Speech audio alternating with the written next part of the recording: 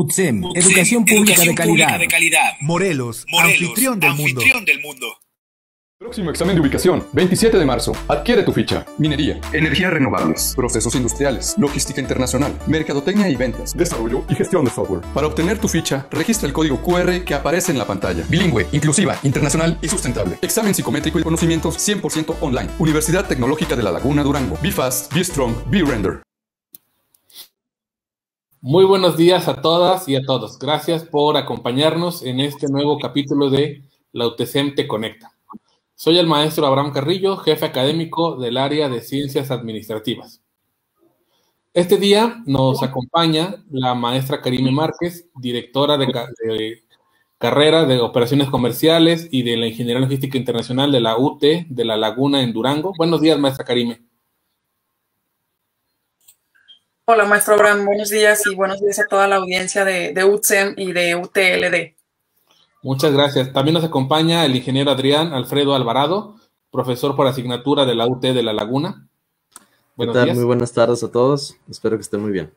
Muchas gracias. Y por supuesto nos acompaña el maestro Manuel Cesati, profesor de tiempo completo del área de Ciencias Administrativas de la UTSEM. Hola, bienvenidos nuevamente. Saludos a todos. Muchas gracias. El día de hoy nos encontramos en este capítulo de la UTSEM Te Conecta, transmitiendo en vivo desde Puente de Ixtla y replicando la señal con nuestra universidad, la UT de La Laguna, en Durango, al norte del país, en este ciclo de masterclasses que hemos comenzado el día de ayer y que hoy continuamos con esta muy interesante presentación, la cual se titula, déjenme ver, el nombre es Historia y Destrucción del Dinero, a cargo del ingeniero Adrián Alfredo Alvarado. El ingeniero Adrián es ingeniero en logística internacional, egresado de la UT de La Laguna en Durango. Actualmente se encuentra cursando la maestría en innovación educativa. Lleva más de 4 años de experiencia como catedrático en la UTL. Es docente de especialidad en la carrera de Operaciones Comerciales Internacionales. Es aficionado a la lectura y a la historia. Sin más, ingeniero Adrián, te dejamos el escenario para esta masterclass. Muchas gracias. Muchas gracias a ustedes. Voy a proceder a compartir mi pantalla para tener aquí un apoyo.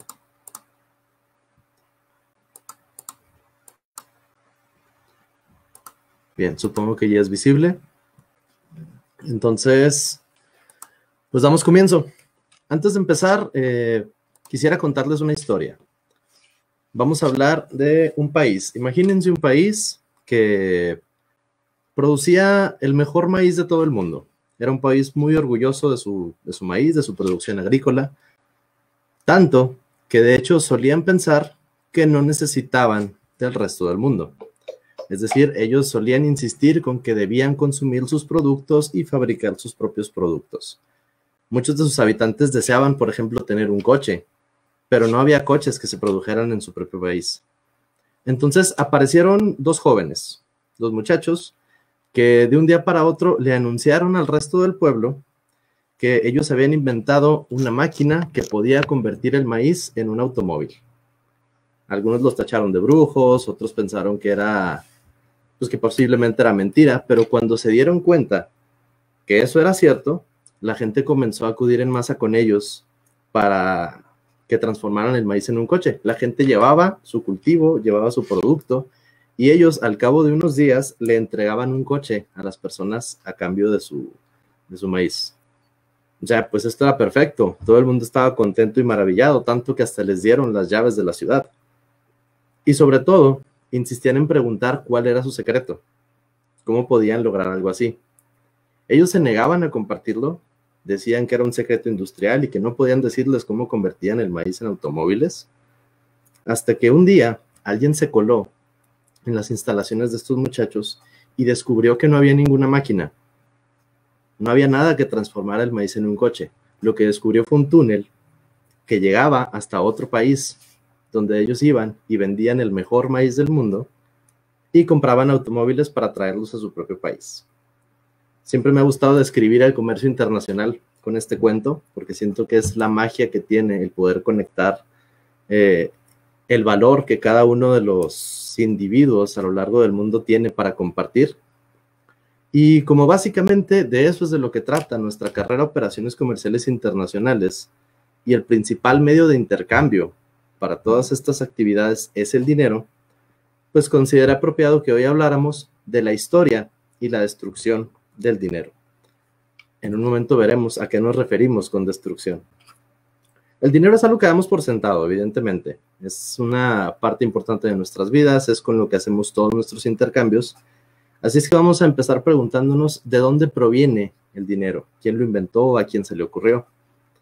El primero en definirlo de manera precisa fue el economista Carl Menger.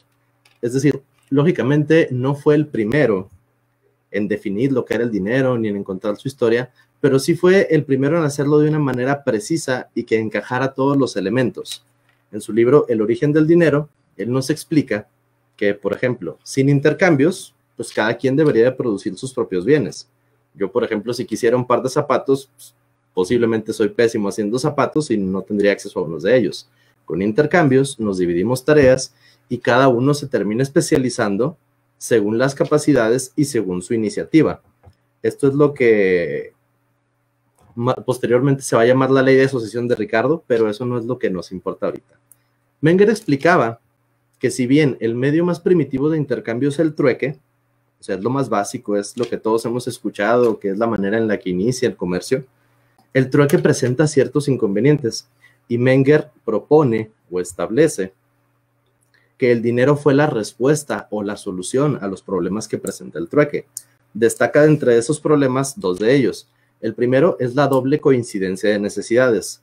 Imaginemos, por ejemplo, a un granjero que produce huevo y que desea adquirir una carreta. Pero ¿qué pasa si el fabricante de carretas ya está harto de cenar huevo? Él no podría acceder a este producto. Y también hay otro problema. No todas las mercancías son fácilmente intercambiables. Ese es el segundo problema, la indivisibilidad de algunas mercancías. Por ejemplo, el que curtía pieles no podía intercambiarlas por gran variedad de productos, ya que, por ejemplo, si intentaba dividirlas, no iba a dividir su valor, sino que si cortaba una piel, simplemente la arruinaba por completo. Entonces, Menger nos dice que producto de estos inconvenientes de intercambiar mercancía por mercancía, algunos individuos espontáneamente se dieron cuenta de que algunas personas habían decidido intercambiar sus productos primero por bienes que tuvieran un mayor grado de liquidez. ¿A qué nos referimos con liquidez? Con que pueden fluir más fácilmente. O sea, algunas personas descubrieron que era mejor intercambiar los bienes que ellos producían primero por mercancías que fueran más líquidas, o sea, más fácilmente intercambiables, y luego ya posteriormente por las que realmente satisfacieran sus necesidades o sus deseos. En distintos lugares y épocas hemos notado este fenómeno. Lo podemos observar en la historia de casi cualquier lugar. Por ejemplo, en Europa, en Asia, se observa que los intercambios más antiguos generalmente se hacían con pesos de maíz, de algún grano. En Mesoamérica se llegó a utilizar el grano de cacao como un medio de intercambio, no porque necesariamente todos necesitaran el cacao, sino porque era una mercancía que cualquier grupo de personas iba a considerar valioso en ese contexto.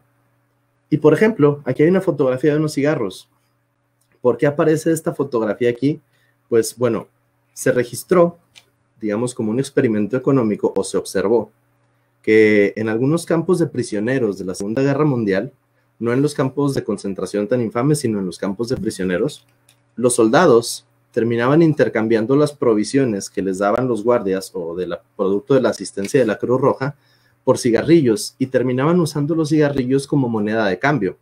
Es decir, un pedazo de pan o una lata de provisiones tenían un costo 5 cigarrillos, 2 cigarrillos, porque era una mercancía a la que todos tenían acceso y que podían intercambiar fácilmente. Se reportó que incluso algunos hacían trabajos o favores a otros a cambio de cigarrillos, aunque ellos no fumaran. Los cigarrillos eran para intercambiarlos fácilmente con cualquier otra persona. Entonces, siendo esto, Menger nos dice que el dinero inicialmente surge de las mercancías que tienen un mayor grado de liquidez. Nos cuenta también que para que una mercancía funcione como dinero, tiene que cumplir con ciertas características que van enfocadas al propósito que va a tener como medio de intercambio. Tiene que ser algo transportable. tiene que ser divisible porque se va a utilizar como medio de intercambio y tiene que ajustarse al valor de las distintas cosas. Debe ser reconocible para que sea algo que cualquiera pueda considerar valioso. Y como es una unidad de intercambio, es preferible que tenga un alto valor por unidad de peso. O sea, que no necesites cantidades exageradas para que tenga un valor significativo, por lo que es preferible que sea un bien relativamente escaso. Debe de ser ahorrable, porque es un depósito de valor, o sea, puede perdurar y no debe ser perecedero. Tiene que ser fácilmente contable y tiene que ser igual o en su esencia, mientras mantenga su pureza. Por ejemplo, si yo tengo 2 costales de trigo, aunque pesen lo mismo, es muy probable que el trigo de un costal tenga mayor calidad que el trigo del otro costal. ¿Y cuáles son los grandes campeones de la competencia? Pues los metales. O sea, los metales los veremos a lo largo de nuestra historia como aquellas mercancías que cumplen perfectamente con estas características para convertirse en un medio de intercambio eficiente.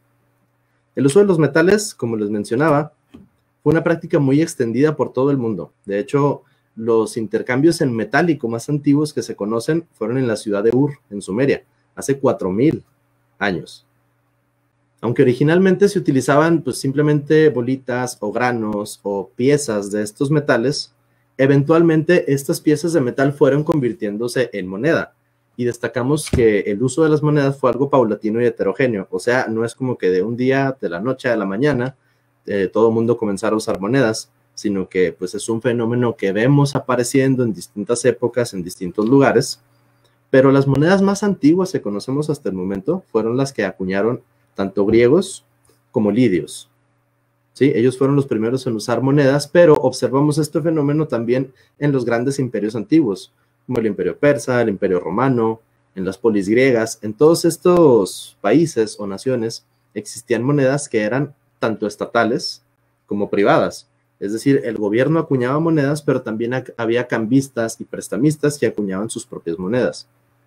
Eso para ese momento no presentaba ningún inconveniente, pues simplemente las monedas estaban hechas del metal, que era lo que componía su valor, así es que realmente importaba poco qué es lo que tuvieran grabado al frente.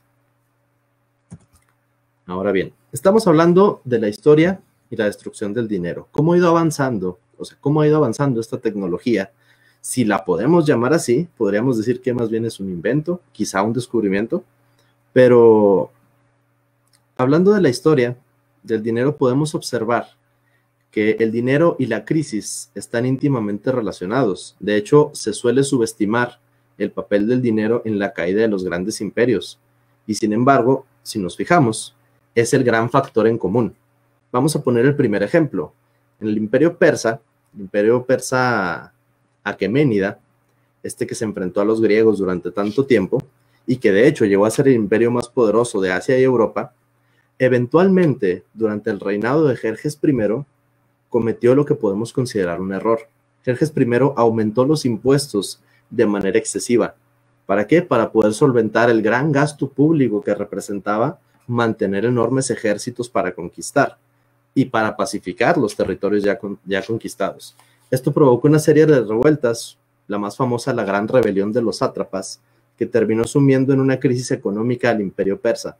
Y aquellos que anteriormente les temían, pasando ya años después en el futuro, en el reinado de Darío, nos encontramos con que el imperio persa termina cayendo ante los griegos por parte de Alejandro Magno, siendo que anteriormente los griegos eran quienes temían del imperio persa. ¿A qué se debe este debilitamiento? Bueno, pues básicamente a una crisis interna, producto principalmente del aumento excesivo de los impuestos. Vamos a hablar de Roma, del Imperio Romano. ¿Por qué? Porque analizando la historia de Roma vamos a ver un montón de paralelismos que nos pueden ayudar quizá a comprender nuestra situación actual. Hablemos de Roma y de la manipulación del dinero. La evidencia material, es decir, arqueológica, revela que durante las épocas de conquista, es decir, en estos periodos en los que Roma se enfrascaba en grandes expediciones al extranjero para adquirir territorios y por ende un gran gasto público por tener que sostener un ejército, porque al ejército hay que pagarle y si no le pagas se te revela, entonces hay que pagarle bien. Entonces, la evidencia arqueológica revela que durante estos periodos existen grandes aumentos en la emisión de moneda, es decir, de acuñamiento de mucha cantidad en metálico. Y además observamos otro fenómeno, que es que la moneda romana, el denario, bueno, una de las tantas que tenían, pero la más utilizada, fue perdiendo su valor y su pureza con el tiempo. ¿Por qué? Porque básicamente ante la necesidad de hacer más y más y más pagos, recurrían al envilecimiento de la misma. O sea, acuñaban más monedas con el mismo metal o simplemente las nuevas monedas se iban reduciendo en su contenido metálico. Tenemos de hecho evidencia que para el inicio del Imperio Romano, en el 27 a.C., hablamos del imperio como tal. Sabemos que Roma anteriormente fue una república y antes una monarquía, pero al inicio del imperio, el denario pesaba 3.9 gramos y contenía un 98% de plata. Pero observamos que desde el 54 después de Cristo, en el reinado de Nerón, y para los siguientes 200 años, la degradación de la moneda siguió aumentando, cada vez disminuyendo su contenido en plata y también su peso, conforme el imperio iba aumentando sus fronteras. De hecho, para la crisis del siglo III, el denario romano llegó a perder prácticamente todo su valor. Podemos observar también otro fenómeno muy importante, pan y circo, que de hecho es un vocablo romano que todavía es muy aplicable a día de hoy, pero no vamos a entrar en ese tema. ¿A qué se refiere este concepto de pan y circo? Al pueblo, pan y circo, es como se mencionaba. Pues además del aumento del gasto en el ejército constante que estuvo haciendo el Imperio Romano durante sus últimos años de existencia, los llamados buenos emperadores, como Marco Aurelio, Trajano, Adriano, entre otros, establecieron también enormes donativos y grandes gastos en obra pública. ¿A qué se refería esto de pan y circo? Bueno, ahí donde Roma llegaba y construía, uno de sus primeros proyectos siempre era poner un circo, donde hubiera espectáculos de gladiadores, entre otros eventos, y además, en las afueras y durante los eventos de estos circos, se obsequiaba pan a los espectadores. A esto se refiere el pan y circo. Básicamente esto tenía como objetivo mantener pacificada y dócil a la población, hasta de cierta manera dependiente. Pero esto con los años veremos cómo comienza a pasar factura. Este tipo de gastos comienzan a ser impagables, ya que son prioritarios y no necesariamente generaban la remuneración económica que hubiera hecho falta para mantenerlos. Para el siglo III, el Imperio Romano, antes glorioso y esplendoroso, ya es azotado por la inflación y por la pobreza. Comienza a haber múltiples revueltas, los ejércitos se dividían entre ellos, se peleaban, había guerras civiles, y la gente terminaba desesperándose, yéndose de las ciudades, y para esta época, tanto los bárbaros como los sasánidas comenzaban cada vez más a atacar el imperio, muy probablemente atraídos por esta nueva debilidad que nunca habían tenido. Hubo eventos, más bien intentos, por detener este proceso. Por ejemplo, el emperador Diocleciano intentó reformar el gobierno, estableció una tetrarquía, es decir, iba a haber 4 gobernantes en vez de 1, y además aumentó el tamaño del ejército para intentar defender las fronteras, pero como tenía que pagarles, aumentó también los impuestos. En un intento porque este aumento de impuestos no afectara a la población, promulgó el edicto de los precios máximos. Pero esto solamente resolvió los problemas momentáneamente. O sea, ya muy atrás habían quedado las grandes épocas del Imperio Romano. Este intento de establecer precios máximos, lo único que provocó es que los comerciantes, que si de por sí ya estaban ahogados en impuestos, terminaban sin tener la capacidad de poder producir beneficios. De hecho, tenemos aquí la cita del pensador romano Lucio Lactancio. O sea, él opinaba sobre lo que estaba ocurriendo a su alrededor y escribió lo siguiente: el número de beneficiarios comenzó a exceder tanto el número de contribuyentes que con los recursos de los agricultores agotados por el enorme tamaño de las requisas, los campos quedaron desiertos y las tierras cultivadas se convirtieron en bosque. Ante las numerosas invasiones, saqueos y la opresión del ejército que tendría que protegerlos, los ciudadanos desempleados abandonaban las ciudades y rogaban a los terratenientes que les dieran protección a cambio de servidumbre.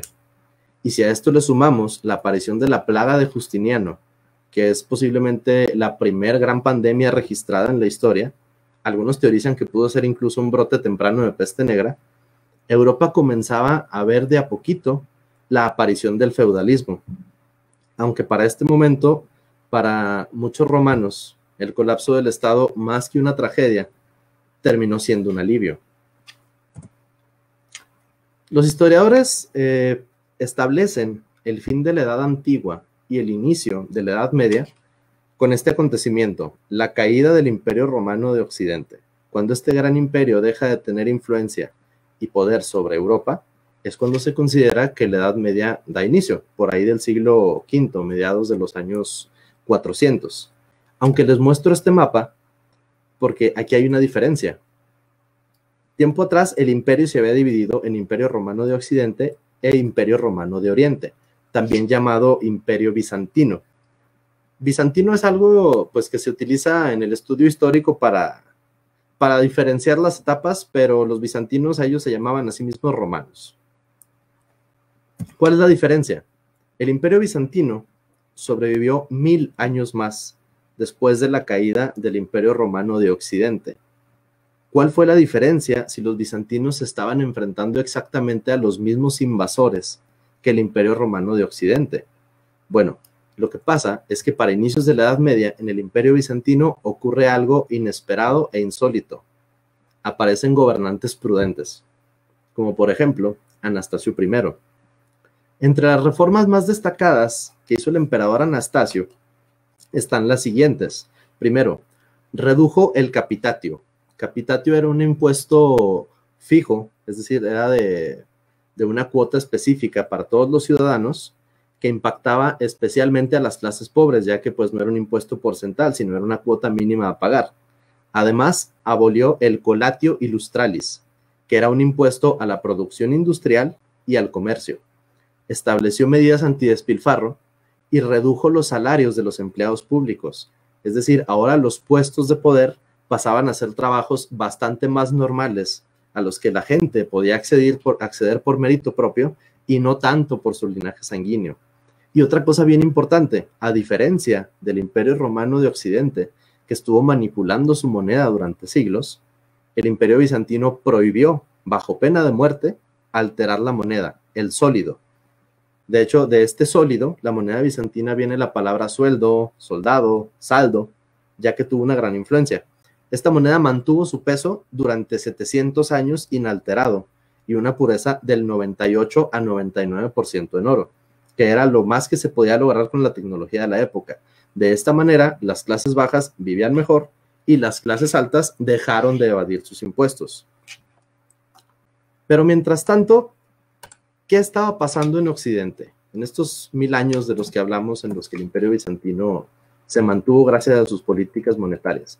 Pues bueno, durante la Edad Media, Occidente lentamente fue reorganizándose en reinos. Tenían una economía rural, poco monetizada, con muy poco comercio, que este poco comercio además estaba dificultado por los bloqueos árabes a las rutas del Medio Oriente. O sea, durante el siglo VII, la expansión de los árabes los llevó a conquistar Egipto, Jerusalén, básicamente pues, todo el Medio Oriente, como acabamos de mencionar. Y ellos prohibieron el acceso a rutas comerciales que antes solían conectar a Europa con Asia. Y esto provocó un severo problema al limitar muchísimo la cantidad de intercambios que podían hacer los reinos de Europa Occidental.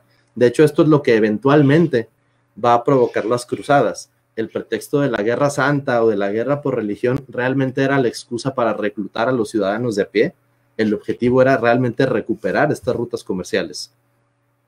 Aún así, a pesar de estas dificultades, Occidente sí empezó a ver un pequeño avance durante esta época. Aparece, por ejemplo, el Imperio Franco de Carlomagno, que durante su gestión un tanto autoritaria intentó promover las artes liberales, la preservación de textos y además el crecimiento económico. Las artes liberales eran lo que se enseñaba en monasterios y las universidades, que eran el trivium y el quadrivium. Trivium se trataba de retórica, lógica y dialéctica, y el quadrivium era geometría, aritmética, astronomía y música. Pero una de las cosas más importantes es que estableció una nueva moneda, el denier carolingio, que es esta moneda que vemos en la esquina superior derecha. Se extendió bastante y facilitó muchas transacciones comerciales. De hecho, otros pueblos terminaron imitando esta moneda como los árabes, que la llamaron dinar, los portugueses, que la llamaron dinero, y los españoles dinero. Con este tipo de medidas, Europa lentamente comenzaba a recuperarse hasta que apareció otro gran problema: vikingos. Durante el siglo IX, la prioridad de muchos de los reinos terminó convirtiéndose en solamente pagarles tributos a los vikingos para que detuvieran los saqueos. Estamos hablando de la época del legendario Ragnar Lodbrok y sus hijos. Los vikingos, aunque durante mucho tiempo se les ha representado como estos salvajes, barbáricos, que únicamente saqueaban y mataban, pues que sí lo hacían, de todas maneras, ellos eran muy hábiles con la tecnología, sobre todo con la tecnología naval. Estos barcos Drakkar, que tenían una calada muy pequeña y les permitía atacar no solo las costas, sino también los ríos, les permitió entrar en muchos reinos que se sentían protegidos de ellos y realmente provocar un caos a gran escala durante bastantes años. Aunque esto terminó trayendo algunos beneficios. ¿Cuáles eran? Pues básicamente que los vikingos, con su tecnología naval, lograron establecer muchas rutas de comercio que antes no existían. De hecho, los vikingos no duraron mucho siendo estos invasores, sino que muy rápidamente se convirtieron en comerciantes. Llegaron incluso a fundar reinos como la Rus de Kiev, que posteriormente se convertiría en Rusia. Y pues con este avance en las rutas de comercio también comenzaron a verse consecuencias positivas. O sea, muchas nuevas monedas empezaron a surgir. También el intercambio migratorio favoreció la aparición de nuevas ideas, nuevos inventos como las grúas de puerto, los molinos de agua, los molinos de viento, y la maravilla de la física y de la ingeniería que es, por ejemplo, la arquitectura gótica. O sea, durante este periodo Europa comenzaba a ver, ahora sí, una especie de resurgimiento. Aunque lógicamente esto traía nuevos obstáculos. El fortalecimiento de los estados, es decir, de los reinos o los gobiernos, producto del constante crecimiento económico, ya para el siglo XIV también permite que nuevamente aparezcan elementos autoritarios y absolutistas, como que la moneda es nuevamente envilecida, es decir, se retoma esta práctica de seguir emitiendo monedas, esta vez mediante el resello, como lo podemos observar en esta moneda que aparece aquí. O sea, básicamente es una moneda metálica a la que no se le reduce su peso material, pero que sí se le pone un sello cambiando su valor nominal. Es decir, no sé, el Estado, el recaudador, te solicita 3 monedas de plata, te regresa 2, pero ahora te dice que esas 2 valen 1.5 cada una. Y así podemos observar varios ejemplos. Por ejemplo, valga la redundancia, podemos hablar del caso de Felipe el Hermoso, de Francia, que después de intentar robar las reservas de banca de los templarios, decidió disolver la orden. Y aquí vamos a hacer un paréntesis, porque si hablamos de la historia del dinero y no mencionamos a los templarios, yo creo que sería un pecado. ¿Qué hicieron los templarios? Bueno, originalmente eran una orden de monjes guerreros, que su objetivo principal era proteger a los peregrinos que viajaban a Tierra Santa de los saqueadores de caminos. ¿Cómo lo hacían? ¿Se ponían en los caminos ahí con sus escudos y sus espadas a cuidar? No. Diseñaron un sistema que digamos que es un precedente del dinero moderno. ¿Qué hacían ellos? Ellos solicitaban a los peregrinos que entregaran su oro en metálicos, digamos sus monedas en oro o en plata, por ejemplo, en Francia. Ellos a cambio les daban un billete o certificado que podían llevarse hasta donde fuera su peregrinación, por ejemplo en Jerusalén, y al llegar con los templarios de Jerusalén, ellos les entregarían el equivalente en metálico que quedaba garantizado por su certificado, menos un pequeño donativo que después se convirtió en comisión.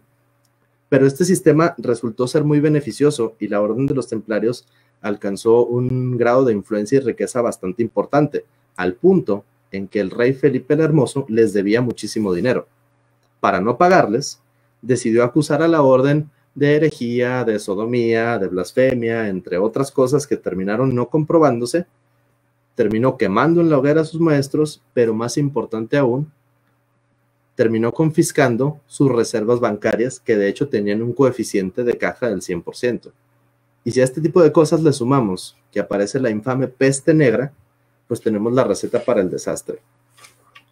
No sé ustedes, pero a mí me inquieta un poquito esta combinación de pandemia con crisis económica al mismo tiempo. No sé, No me gusta verlo de esa manera.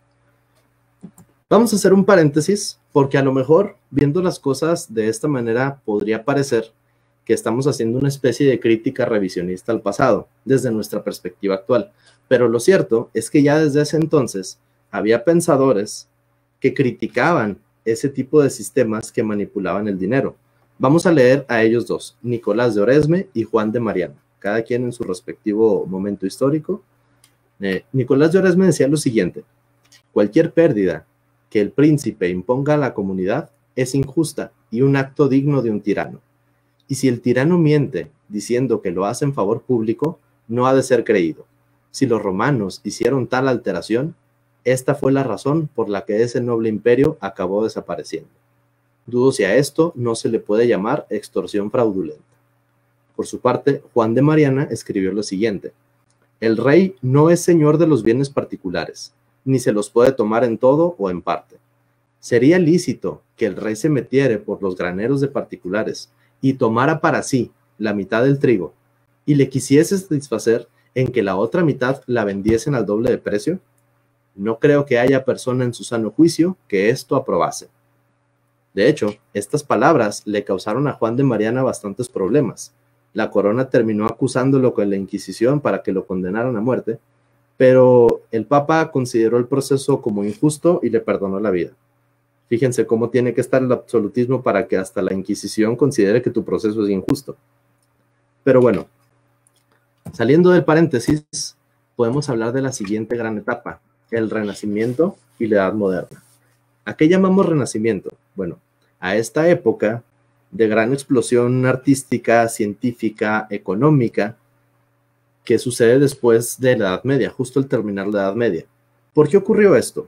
Una de las razones principales es que el gran descenso demográfico que provocó la pandemia de la peste negra, casi un tercio de la población de Europa, por ley de oferta y la demanda provocó que de pronto la mano de obra se convirtiera en algo más costoso y por tanto obreros y campesinos comenzaron a percibir más dinero del que normalmente lo hacían.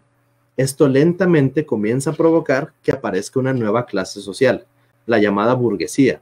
¿Por qué se les llama así? Pues básicamente porque aquellos campesinos o comerciantes pequeños que lograban conseguir suficiente dinero solían mudarse a las ciudades donde los flujos comerciales eran mayores. A las ciudades en ese entonces se les apodaba burgos. O sea, ese es el único motivo por el cual se le llama burguesía. Este tipo de situaciones también plantean otros cambios. Por ejemplo, la evolución en los derechos de propiedad. Antes, el tener tierras era algo que únicamente podía adquirirse mediante tu linaje. Pero en este nuevo escenario, ya era posible que alguien adquiriera títulos de propiedad de las tierras. Y aparecen nuevas formas de hacer comercio, que ya comienzan a parecerse un poquito más al sistema capitalista moderno. Europa comenzó a llenarse de comercios, de tiendas, de bancos cada vez más especializados, y esto trajo como consecuencia pues un gran y rápido crecimiento económico. Vamos a poner un ejemplo de estas cosas que no solían hacerse, pero que comienzan a hacerse a partir de este periodo. Supongamos que ahora se descubre que hay nuevas tierras más allá del mar, o sea, tierras lejanas en las que se puede hacer mucho dinero. Pero digamos que los gastos para llevar a cabo tal empresa ascienden a, no sé, 1 millón de florines. Nadie en esa época tendría 1 millón de florines. Pero alguien eventualmente se puede dar cuenta de que quizás sí hay 10 personas que tengan 100,000 florines. Entonces, entre esas 10 personas pueden organizarse, pueden invertir, pueden hacer esa empresa tan costosa y obtener todos ellos beneficios. ¿Sí? Entre todo este nuevo esquema de hacer comercio, también aparece el florecimiento de grandes bancos. Bancos siempre habían existido, pero en esta época es donde comienzan a parecerse un poquito más a lo que conocemos ahora. Siempre habían existido bancos que eran tanto de depósito como de préstamo. Es decir, un banco que te cobra por resguardar tu dinero porque es metálico, hay que cuidarlo porque vale bastante. Y pues se te cobra una pequeña comisión por ese resguardo. Y un banco de préstamo, pues sorpresa, hace préstamos, ¿verdad? Pero comienza una costumbre para esta época que se conoce como banca de reserva fraccionaria. ¿Qué significa eso? Bueno, que el banco, que es de depósito, no guarda el 100% como coeficiente de caja. Es decir, tú entregas tu dinero al banco, pero el banco solamente resguarda una fracción de tu dinero y el resto de tu dinero lo invierte o lo presta. Esto tiene como beneficio pues que la institución financiera puede generar bastantes más utilidades, ya que puede estar haciendo préstamos e inversiones, pero tiene el inconveniente de que si por alguna razón todos sus clientes fuesen al mismo tiempo a pedir su dinero, el banco no lo tendría.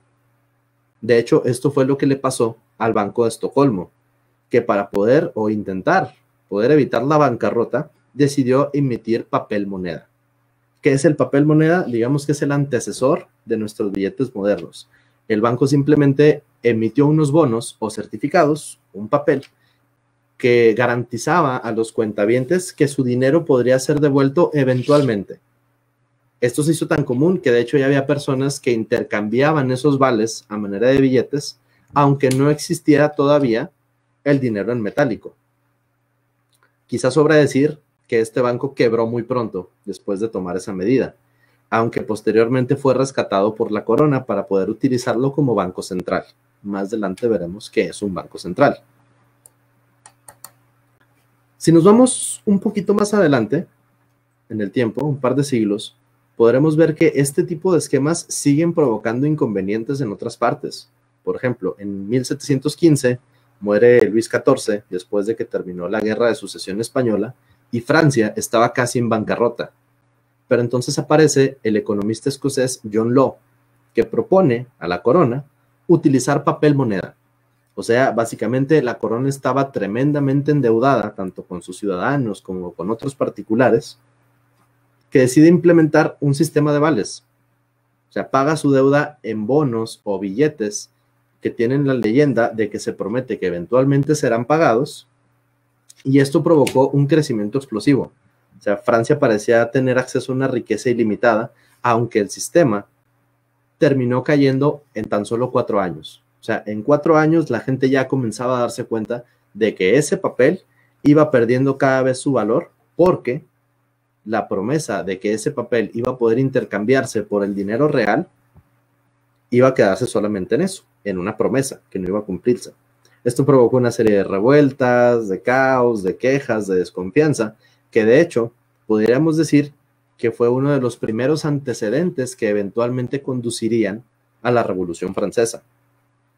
Mientras tanto, en Gran Bretaña, el físico Sir Isaac Newton, que también era director de la Casa de la Moneda, algo que siento que no se menciona tanto, establece un sistema que es lo que después se va a convertir en el patrón oro clásico, que básicamente consiste en que el Estado sí puede emitir billetes, pero que ninguno de esos billetes puede hacerse sin respaldo, sino que un billete es un certificado intercambiable por una cantidad en oro, o en plata, o en cualquier otro metal.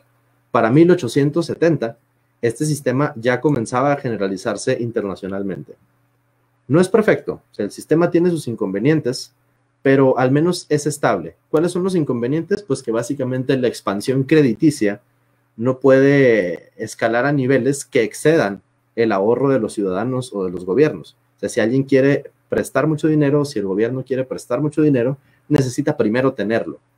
O sea, esto, pues digamos que es un crecimiento lento, pero no provoca estas grandes crisis producto de la especulación monetaria. De hecho, quiero mostrarles un par de ejemplos. Este sistema de patrón oro se estuvo utilizando todavía hasta años bastante recientes.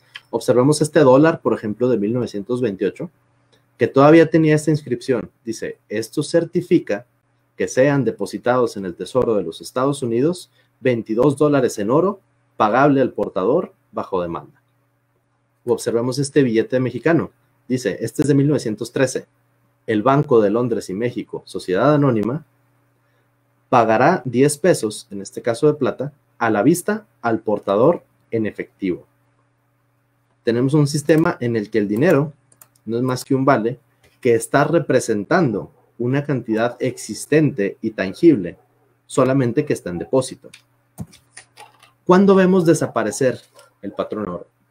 Al iniciar la Primera Guerra Mundial, en 1914, muchos países comenzaron a abandonar paulatinamente el patrón oro, puesto que a ellos les presentaba un inconveniente. Como la guerra se avecinaba, todos ellos tenían que embarcarse en un gasto y un endeudamiento masivo. La guerra es carísima, pero digamos que siempre está la probabilidad de que tú ganes y sea beneficioso para ti. Así es que la práctica de tener un banco central comienza a extenderse. ¿Qué es un banco central?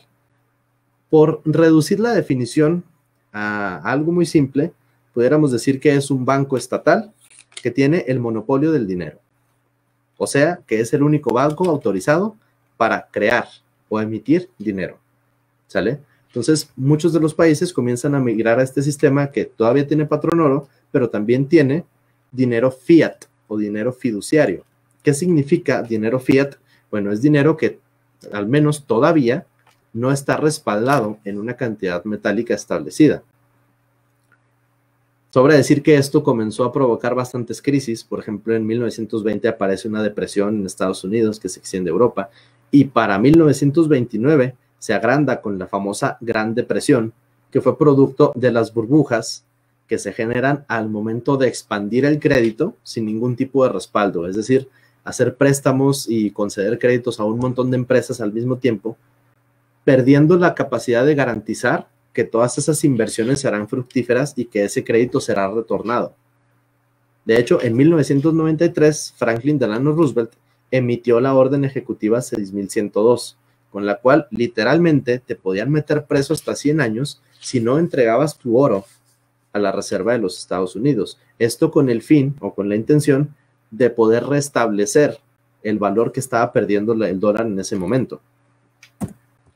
Para 1944 encontramos un nuevo cambio en el que se intenta restablecer algo muy parecido al patrón oro. En la conferencia de Bretton Woods se propuso un pseudo patrón oro, en el que Estados Unidos se comprometía a mantener el dólar ligado al oro en un valor de $35 por onza.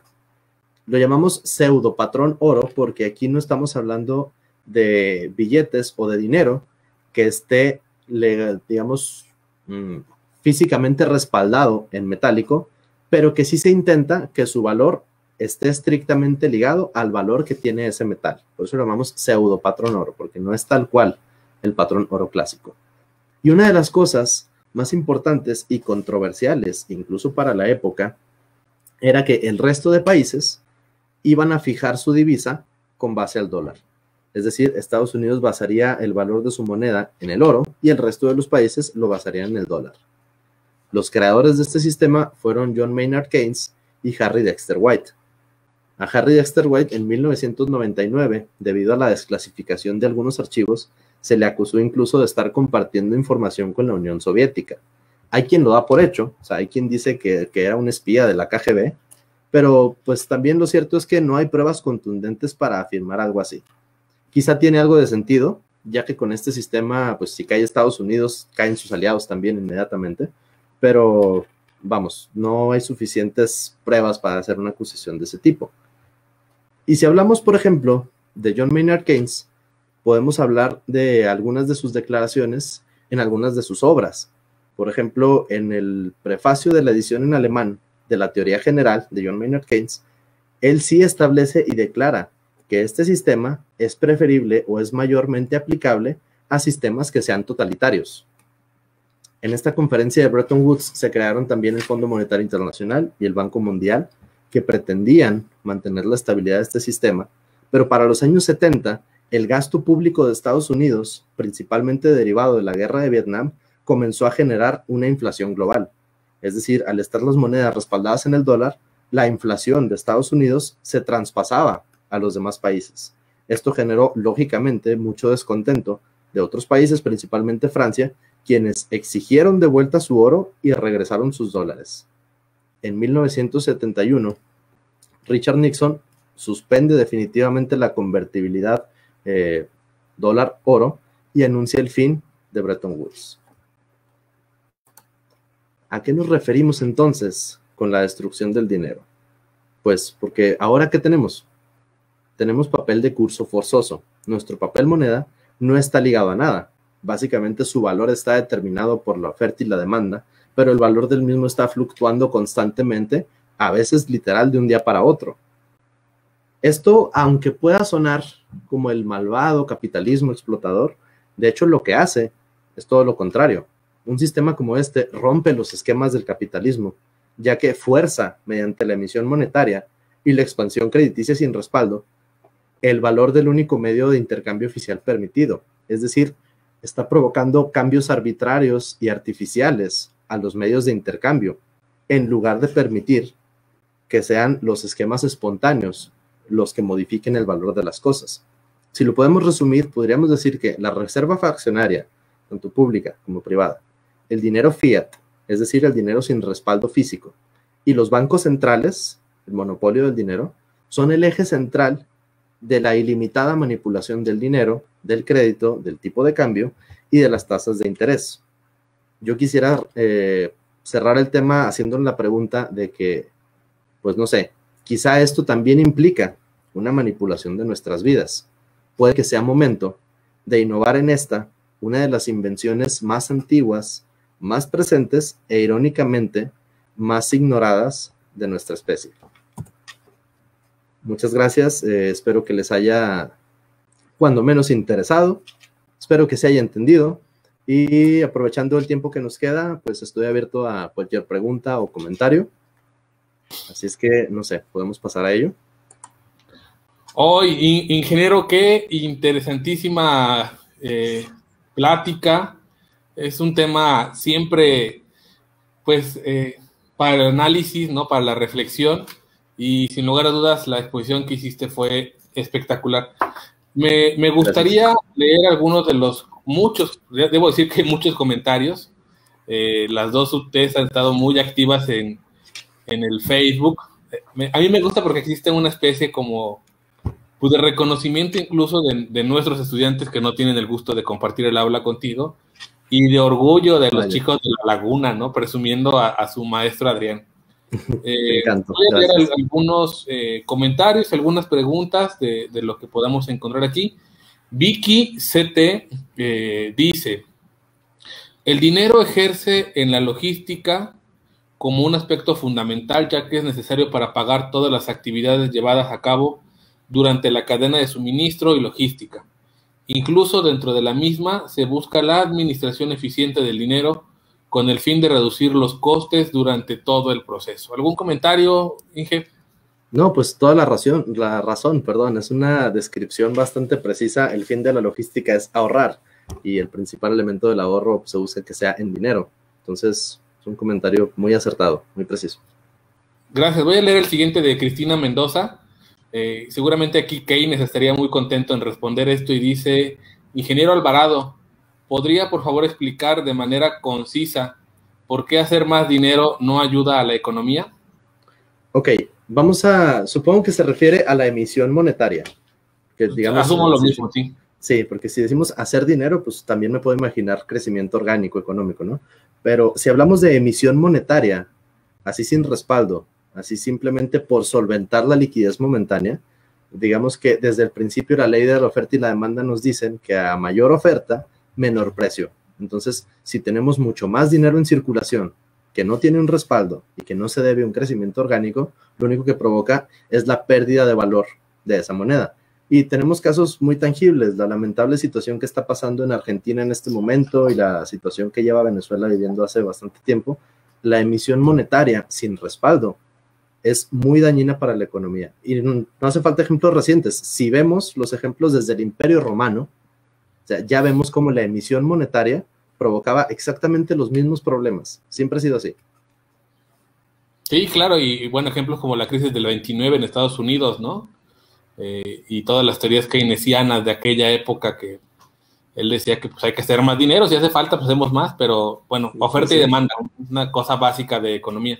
Claro. Por aquí voy a leer una pregunta de Elizabeth Díaz, que hay varias que podríamos englobar aquí. Yo trataré de hacerla conforme a lo que pone Elizabeth, y dice: ¿usted cree que el Bitcoin, yo pensaría que tal vez todas las criptomonedas, no solo el Bitcoin, sea la moneda que va a revolucionar el dinero? Fíjate que no estoy muy seguro de cómo responder esa pregunta, porque tiene potencial para hacerlo.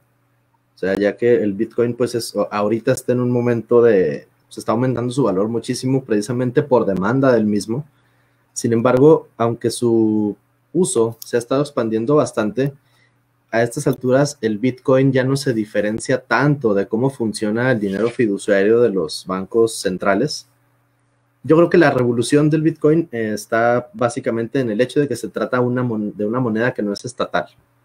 O sea, puede ser que a partir de ello comencemos a ver el resurgimiento de la moneda particular. Eso pienso yo.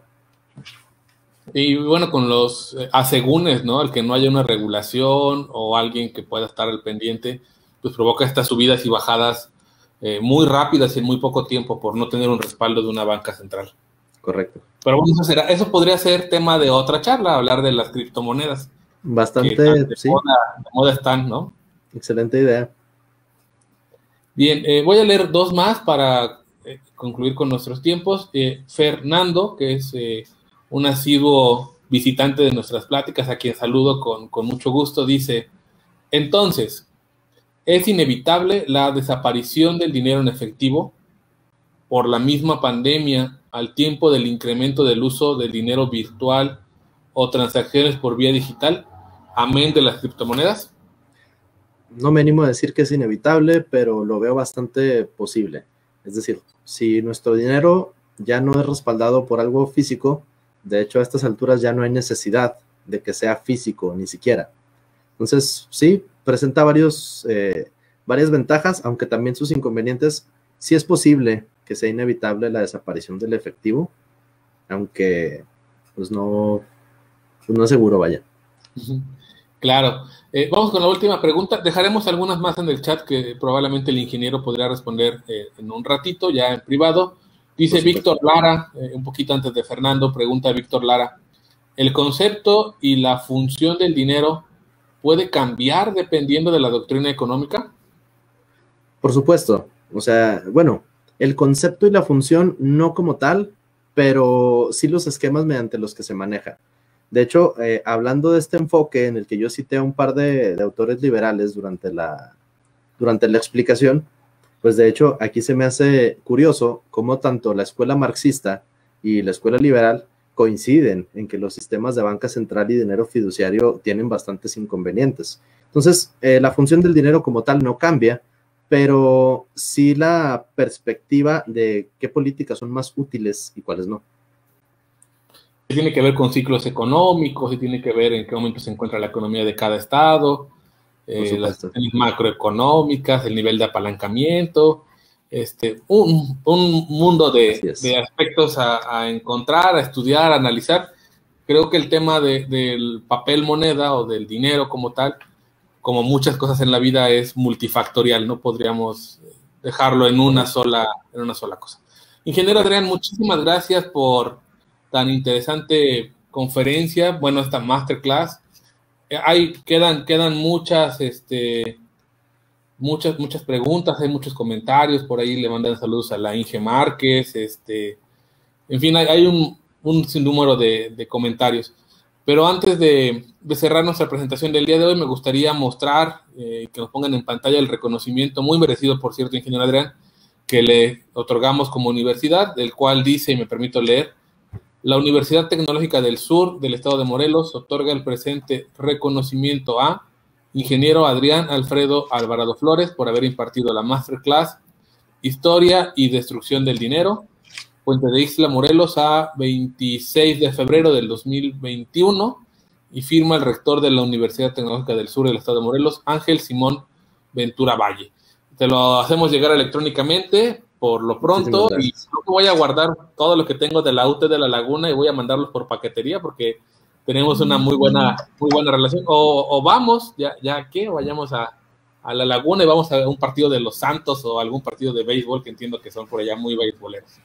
Ya que se termine la pandemia, vamos a hacer una visita física a la universidad. Ya lo tenemos apalabradísimo. Maestra Karime, ¿algún comentario, algunas palabras antes de cerrar? Sí, muchas gracias, maestro Abraham. Bueno, pues agradecer a la audiencia que hoy estuvo muy participativa, agradecerle al ingeniero Adrián por su tan excelente ponencia. Se denota lo que es la esencia de una masterclass, ¿no? Un excelente dominio del tema y sobre todo, pues, que nos veniste a traer información que para nosotros no está, pues, tan accesible, para poderla leer todos los días, ¿no? Y tú veniste a interpretar un tema pues totalmente vinculado a lo que es la logística internacional, porque pues por ahí lo mencionaban en un sinfín de comentarios, ¿no? Pues sin dinero no se mueve nada, y si no se mueve nada, pues entonces no hay logística. Muy agradecida con la UTCEM por este proyecto de colaboración, por este segundo día de Masterclass. Por ahí el próximo mes también nos estaremos viendo 25 y 26. Me adelanté un poquito la invitación ya, pero pues muy contenta, ¿sí? Y decirles a los jóvenes de la carrera de logística que seguimos innovando, seguimos creciendo. La logística no se detiene ni en pandemia, porque si se detiene, pues entonces ahí sí tendríamos un problema social muy, muy grande en todos los aspectos. Y pues nada, maestro Abraham, agradecerte por este recibimiento, por este acompañamiento, a tu PTC, el maestro Manuel Cesati, también por este día que nos han regalado. Muchas gracias a todos. No, gracias a ustedes de La Laguna. Yo quisiera cerrar la transmisión de hoy, sí, con la invitación para el próximo mes. Los esperamos en el mismo horario, temas nuevos, temas distintos. Y hay una frase que hace tiempo mi rector dijo y que me quedo con ella, y hablaba de menos demagogia y más acción. La firma de los convenios del año pasado es el resultado, bueno, esta actividad es el resultado de eso, ¿no? Sí, ya lo firmamos, pero ahora lo estamos trabajando. Maestra Karime, mil gracias por tu entusiasta participación. Ingeniero Adrián, muchas gracias por tan buena charla. Gracias a ustedes por la invitación. Contra Cesati, gracias por tu tiempo. Nos despedimos, nos vemos dentro de un mes. Muchas gracias, que estén todos muy bien. Igualmente, Gracias. hasta luego a todos. Gracias. Hasta luego. Próximo examen de ubicación, 27 de marzo. Adquiere tu ficha. Minería, energías renovables, procesos industriales, logística internacional, mercadotecnia y ventas, desarrollo y gestión de software. Para obtener tu ficha, registra el código QR que aparece en la pantalla. Bilingüe, inclusiva, internacional y sustentable. Examen psicométrico y conocimientos 100% online. Universidad Tecnológica de La Laguna, Durango. Be fast, be strong, be render.